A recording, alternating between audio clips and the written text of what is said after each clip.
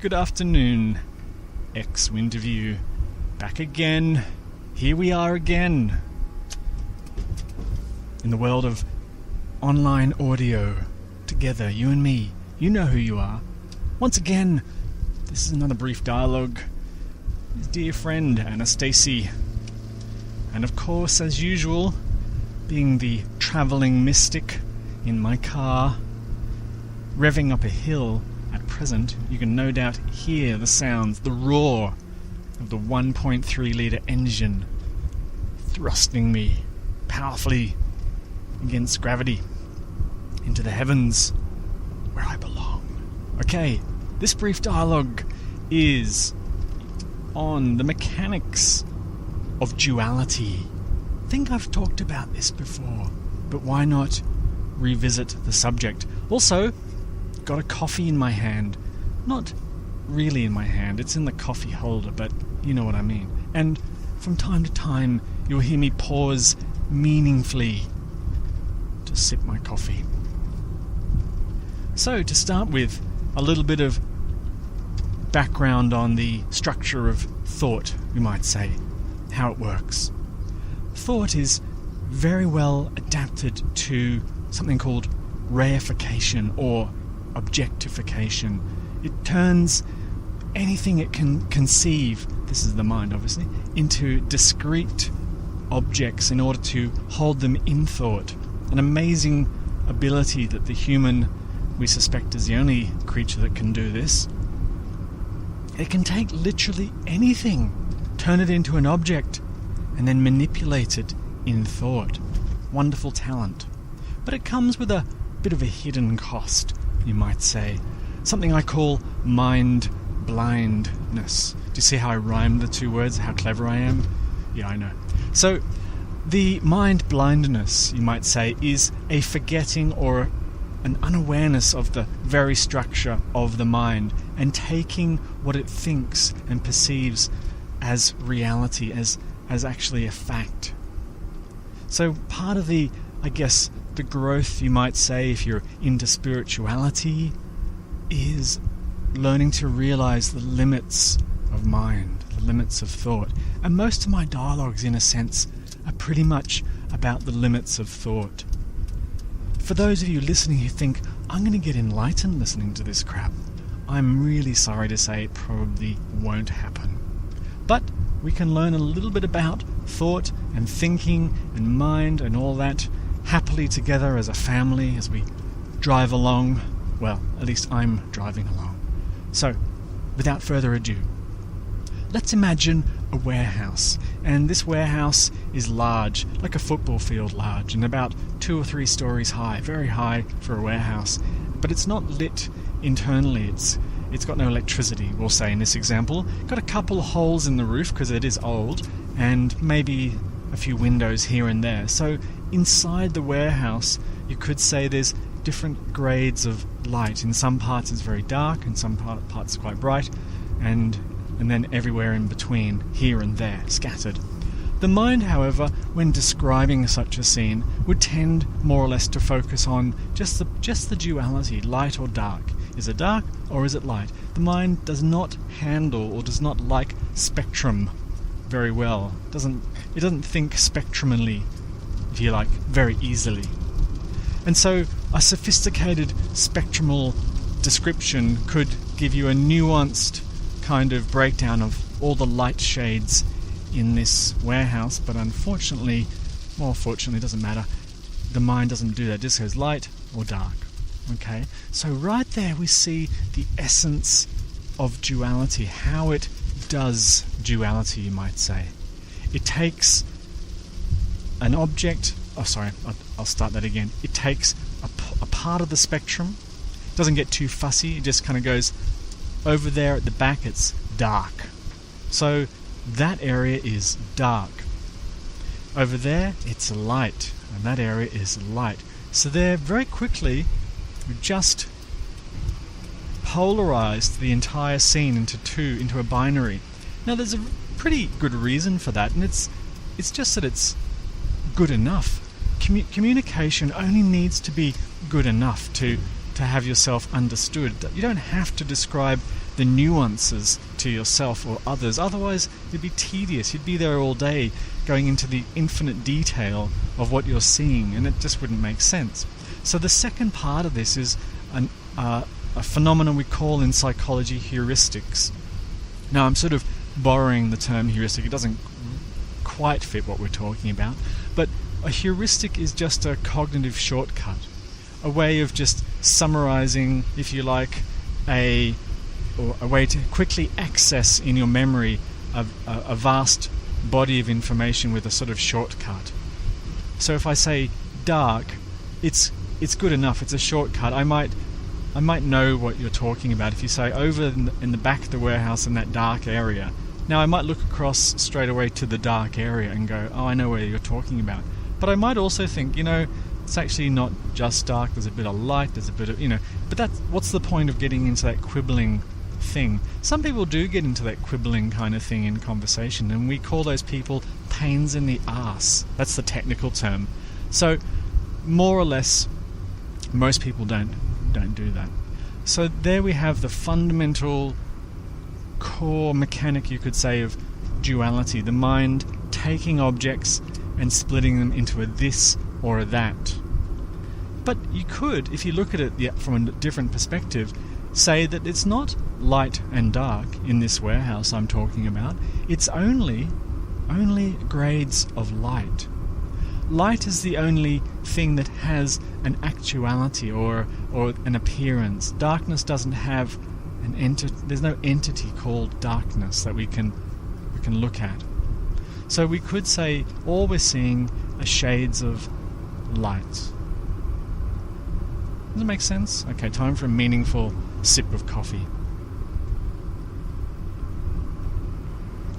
Ow, that is way too hot. Alright, gonna have to wait a little bit on that one. So that's kind of a benign example, shades of light. Let's go to a more human sort of example for a moment. And I'm thinking of a spectrum of peace. Imagine a spectrum of peace. Let's give it a random arbitrary scale. Let's go 0 to 100 of the peace scale. At 100 you have sort of the highest level of human peace and well-being you could possibly imagine. The most chilled outness you've ever felt in your life. And down the bottom is the most unpeaceful that you can feel. And what do we call not peaceful in our human experience? We have a few words, but we could just call it, let's give it a real broad, distress. Down the bottom. I could give it the word fear, anxiety or something, but let's just keep it generic. Distress. So the experience down at 0 on our scale is distressing. But the mind doesn't call it peace. It doesn't say, oh, I'm feeling a low level of peace right now. It's got a word for it, distress. And now suddenly from that spectrum of peace, we have two things. We have something called distress at one end, and then we have peace at the other. The mind is very clever. We could also split up the distress into different types of distress. This is a panicky distress.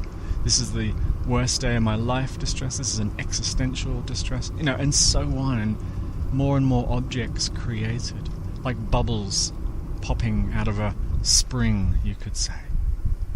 So there again, we have a sort of inability of the mind to think spectrumally. And also, culturally, there's a bit of value laden on how we talk about stuff. It'd be a bit peculiar to describe a war as a very low level of peace in the area. But you could say it and it would still be a valid comment. So perhaps the mind is always looking at one thing the entire time, and not seeing the one starts to break it up into descriptions, this, that, and so on and so forth. Can you see where I'm heading with this? So those of us who are into the whole non-duality thing, this might go a little way to explaining some of the mechanics of how the mind tends to chop the world up. Let's not stop there. Let's make it more interesting and see how we go with this mechanic. Now, let's go to the example, staying on the whole theme of peace versus distress. We now know that peace versus distress is an artificial duality. All there is the presence of peace. Just the presence of peace, different grades perceived thereof. What if we take another example? Let's take the example of a wild dog is spotted on the approach, coming towards you, baring its teeth, looks a bit mangy, looks a bit diseased, looks ferocious. You're scared now. Okay? So now, where is the fear? Where is that fear that is felt? Let's keep the example more or less conceptual and in keeping with our humanness for a second. The fear is felt inside me. I feel like I'm afraid. Now we could analyze the location of the fear, and you can find out that the fear is non-local. It's sort of a diffuse everywhereness. But let's not get too fancy yet. I feel the fear. The next part of that is, why am I afraid? The mind straight away jumps to the dog, the oncoming dog, and classifies it as the cause. The dog is the cause of the fear. Now that seems like more or less a reasonable explanation, and not many people are going to quibble too much with that. But let's put it under the microscope a little bit. What if, let's just go hypothetical again, what if you're a dog handling expert? That's your job, say, to round up strays, or you get called if there's a wild dog and you have to somehow capture it. Imagine it's your job and you're really well trained, like you're a master at such a job. You're such a master that the sight of an oncoming wild dog does not fill you with fear or nervousness or anything like that at all. You stay relatively benign throughout the entire experience because you're just so good at capturing dogs. You've got all the cool gear, you've got the techniques, etc., etc. Or you have a very solid sense of your purpose in that role as well. No distress about what am I doing, is it morally right? You just know what you're doing is okay and you do it well. This is another interesting mechanic of the mind. It flags the question of what is the cause of that fear. We've just looked at two examples. One is me with a wild dog, I'm afraid, and two is the so-called dog capturing master who is not afraid. It suggests, therefore, that something between the two characters is different. Something perhaps in our neurology, in our physiology, in our brain structure, in the structure of thought, all that sort of stuff is different. And if we think about that a bit more, it doesn't take much thought to realize that the difference in what causes the fear is not the dog, nothing to do with the dog, but rather it's an inner difference. It's a difference between the two characters. This is quite a staggering discovery for a lot of people. The difference between the two characters is something within the character, something within the neurology or physiology, doesn't matter where, let's just keep it general. There's something different. Therefore, let's look at it again. Where is the cause of that fear? Is it in the dog, or is it in us? So now the evidence based on this new example points to the cause, if there is such a thing, is more in us than it is on that dog in particular. The dog did not cause my fear. How about that? So the mind, however, straight away not very good at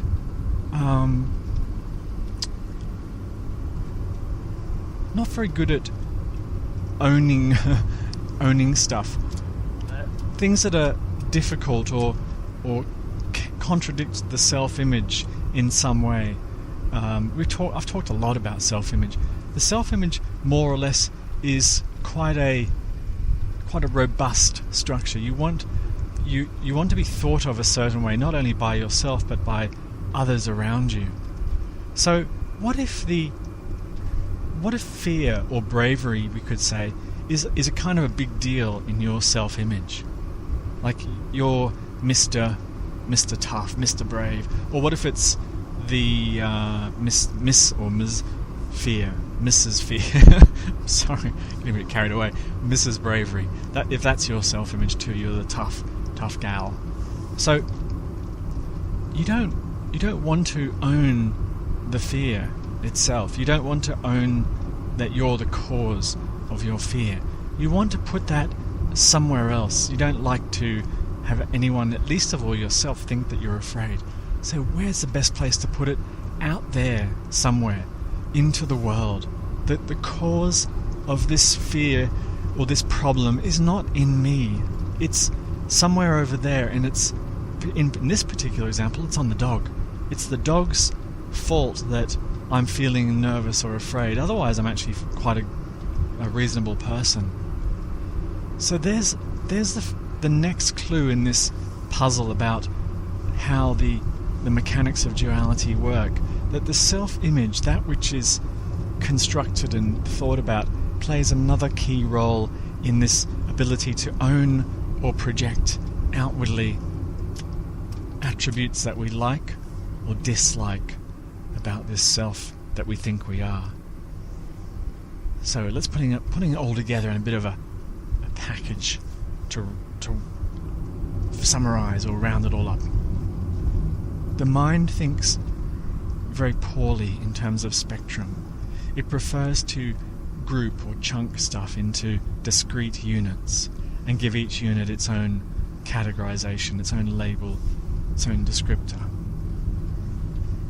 The mind also is prone to prone, that's a terrible way of saying it. The mind wants to conceptualize the self in a certain way. In order to do that, it has to attribute that self with certain characteristics, positive characteristics usually, sometimes negative, positive characteristics. And in order to do that, it has to throw the negative outside of itself somehow. So even that's a duality there, the inside and the outside. It has to conceptualize the self as the inside. There's another artificial distinction, and project outwardly the negative. So somewhere out there, where again we're onto another artificial distinction. Inside and outside. So it throws out all the garbage out there somewhere. The cause of my problems is outside of me.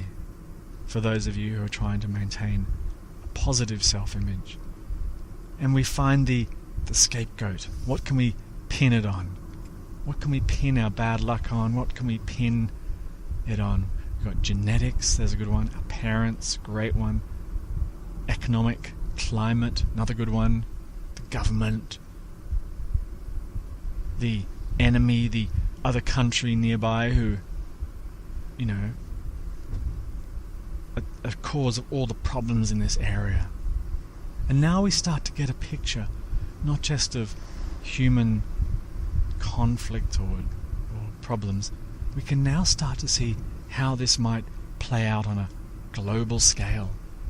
How, as a culture can reject what they don't want to accept about themselves and push it out there to a neighboring culture, so to speak.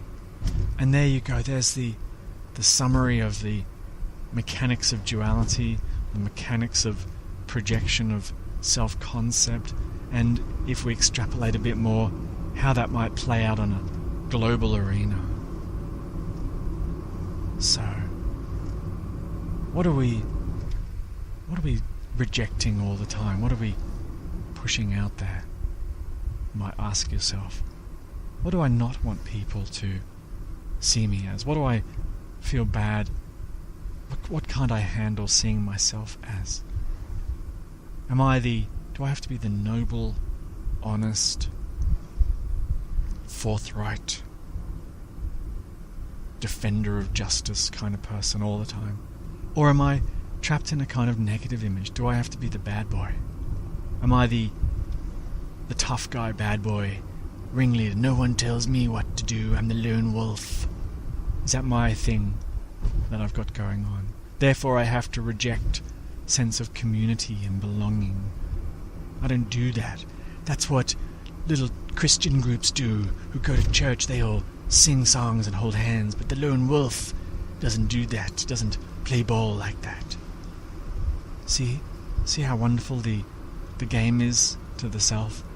We can play around with it, create these wonderful images of ourselves, pretend that the others out there are the opposite of me. Isn't that funny? The opposite of me. They have to be the opposite of me, not because they are, but because I have to define them that way, and then therefore I'm not them, and they are definitely not me. And there we have the duality right there, the mechanics of duality. Okay, I could go on and on and on. It's a great topic, but I won't. I will spare you, give you a little respite from this brutal intellect of mine, this punishing intelligence. Anyway, once again, thanks for listening. If you've stuck with the whole dialogue, bit of a meandering one, I think. As usual, comments are very welcome.